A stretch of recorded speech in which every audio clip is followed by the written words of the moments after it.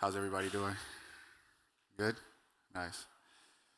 All right. Thank you guys for coming. My name is Kofi. I am the co-founder of Credentials. And at Credentials, we build verification infrastructure for financial institutions with zkTLS. A bit about my background is in cybersecurity, mostly NIST, SOC 2, data privacy, GDPR. So yeah, I'm just going to take you guys through the problem that we're solving, how we're creatively doing it with zero knowledge, and the type of access it's able to unlock globally.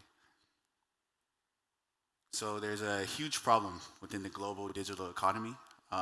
Millions of people are making money online, yet traditional and non-traditional rails are built properly to like accept this data. So if you're somebody that's making money from like the gig economy, so like Uber, Upwork, or you freelance, or you're on YouTube, and you want to get access to like a loan, a house, um, all this remains invisible from like traditional financial systems today. Mostly, kind of like how Ricardo said, they don't necessarily take PDFs or like screenshots as verifiable data for something to assess the risk on whoever is like coming to get financial services. A high level overview about this is like data itself on the internet is fragmented throughout thousands of platforms, and there isn't like one platform that has like a unified source of truth for banks to trust, for neobanks to trust, for people to do on and off ramping. Quick story I can share about like how like financial fraud is within like the traditional banking sector. My dad has like a history in oil and gas, created his wealth that way out in West Africa, Ghana. One day, the Minister of Finance came to my dad for a loan of $500,000, guaranteed with like one of his estate properties. Because open banking doesn't exist in Ghana, the Minister of Finance also went to a bank, Stanbic Bank, requested the same 500K. The bank wasn't able to see into like his finances to understand that he had already taken out credit from another person, which resulted in him burning both my dad and the bank, right? So fraud is very high in places where data is invisible or like being able to see people's actions and such. But in 2025, it's actually pretty surprising how we don't have like efficient systems. Like two-thirds, 90% of the world has a smartphone. About over a billion people remain unbanked, but we all like use finances online, whether it's like crypto, whether you're doing ride sharing, whatever the case may be. Two-thirds of us around the world make or receive digital payments. And yeah, like I said, this global digital economy that we're building doesn't involve open banking for some reason. Like I can't take my credit score, my financial history from the US and go to Lisbon to go take out a mortgage because they don't necessarily have the rails to properly verify this information. And existing solutions that exist today are very limited. APIs, public APIs don't cover like revenue data for people. Screen scraping is very risky to institutions because you have to take the user's like username and password stored in your servers. There's many stories. Like a couple months ago, Alliance Life, which is like a life insurance company, got hacked, cyber attacked, and a bunch of user credentials were exposed. A bunch of data was leaked. They had to pay like millions of dollars in settlements. Again, like screenshots and PDFs are not they're not verifiable information for you to make decisions on. So there's no like global standard for folks to like lend to move economies out of cash and carry to like lending and credit around emerging markets. Which is why we decided to build Credentials, which is a verifiable authenticity layer for the internet. Using zkTLS, we can instantly verify incomes, transactions, without exposing people's personal information. It's universal coverage as well, so it works on any HTTPS dashboard, wherever money exists online, to provide lending opportunities, KYC, digital nomad visas and insurance, and also automate cross-border payments. So yeah, so we support many different platforms currently, mostly like gig economy platforms, eventually mobile money, social platforms, crypto exchanges, and also like financial banks locally in different regions. I think I'm gonna demo now. Time is. Okay, so we usually have a dashboard or APIs for like banks to use. And what happens is you can use these to send out verification links. So imagine like you get a link on your WhatsApp or your email for you to complete a verification of where you make money. You're sent to the credentials application, and that's when you can either select one platform, multiple platforms. This is going to give an example of Binance, and it's basically, if anybody here has used Plaid before, it's kind of like the same UX. You get navigated to then log into your source. So right now it's getting ready. So yeah, you log in, put in your email and password, and we'll let this run.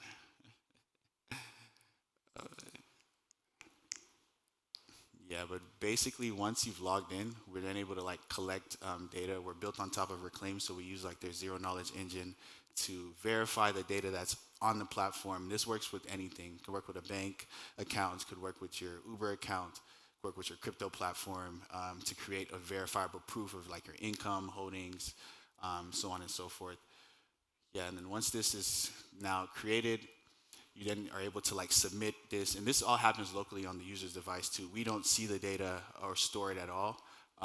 Neither does like the company or the lender. This is a bit small here, but like this is how the dashboard would look. You can then go and like view the verification itself to see the person's like monthly income and like withdrawals. And using this as like a verified source of truth instead of like a screenshot, you can now then deploy microcredit or loans, auto finance, mortgages, depending on your risk appetite as like a lender.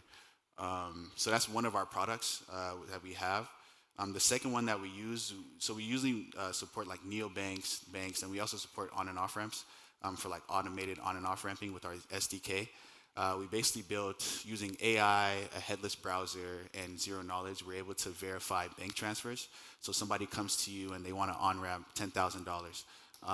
Instead of like having to call up your banking partner, like say, hey, has the money reached our merchant accounts? You can then have this person store their username and password in a config file, which you don't have access to, we don't have access to. And AI just basically goes in, logs in, verifies the bank transfer. Like as you can see here, this is very blurry, but like it will have like it's verified the amount and the result, and then it allows you to permissionlessly release stable coins from escrow in seconds. So like yeah, as you can see here, it's checked out here of the transaction. Um, so yeah, so what this unlocks is it allows for like verifiable income for digital workers. If you guys know a company named Safety Wing, they do digital nomad insurance for people that go across the world and maybe like stalled out for work. One of the reasons why they wanted to kind of use our product was for the verifiability of people's earnings, right? They're able to dish out insurance for guys that are stuck in between jobs. Like I said, faster on and off ramping. You can also use this stuff for like soft KYC and identity, and to basically open up like borderless travel like within the digital nomad or like the digital economy. Right now, like I myself can go around the world and take my credit history with me. I can take my finances with me to get access to financial services from across. So that's kind of like the idea that we're executing on within the real world.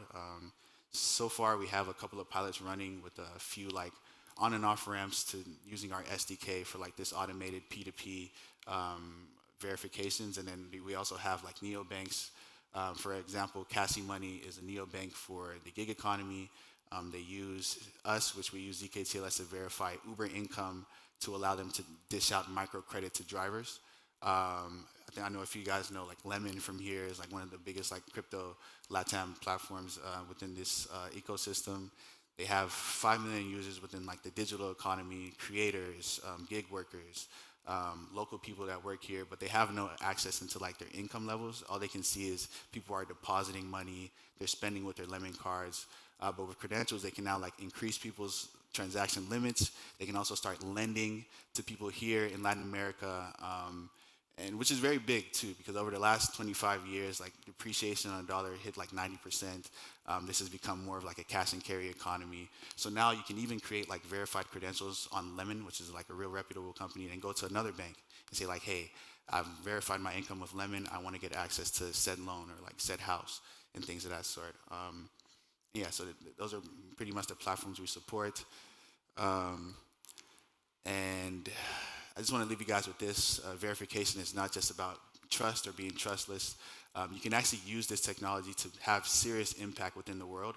Not only like for finances, but also like imagine things like your health records, right? You want to get access to healthcare, but you don't want to expose like all this information about your past history. So then you're able to use zk to like selectively disclose stuff to get access to medicine. This can be applied to almost anything in the world. It's just about how creative you think about it. So yeah, my name is Kofi. I'm the co-founder of Credentials. Feel free to contact me if you want to work, discuss, jam about this stuff. Been researching zk for like the last 3.5 years of my life, so I'm pretty like intuitive with how this stuff works. Thank you for listening as well.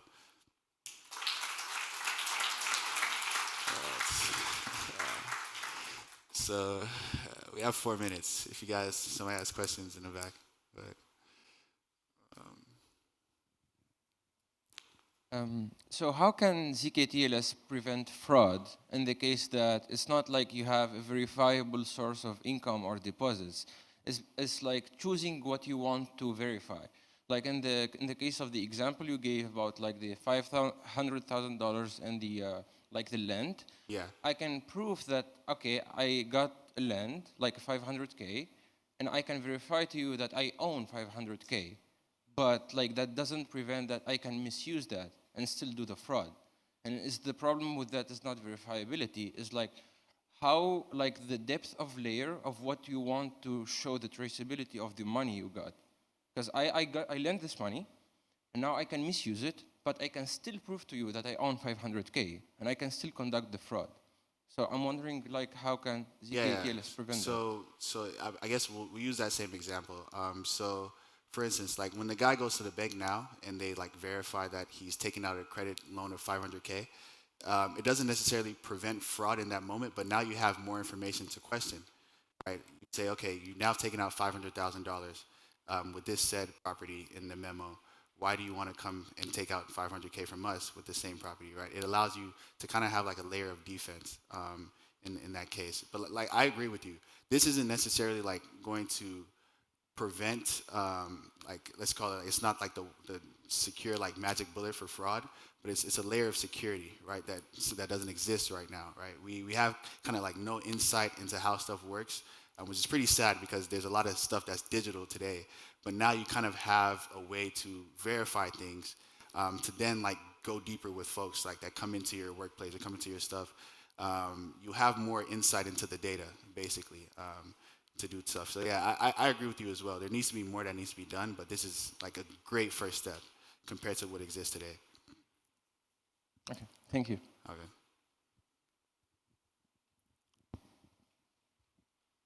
So, Kofi, first off, I love how passionate you are about the stuff you're building.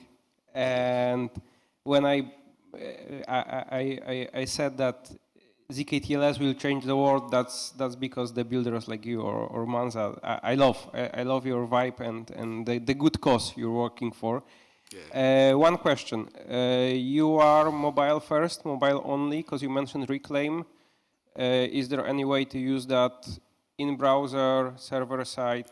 Yeah. So quick alpha, by the way.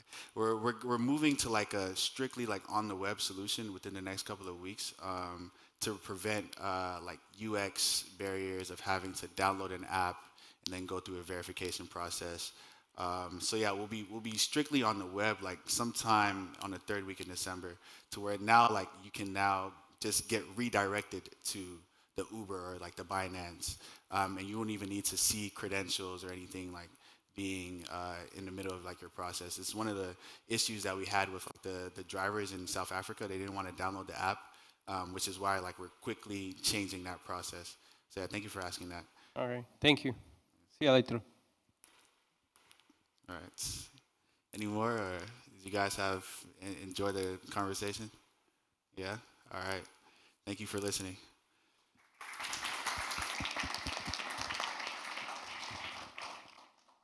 You can also ask questions in the hallways always. So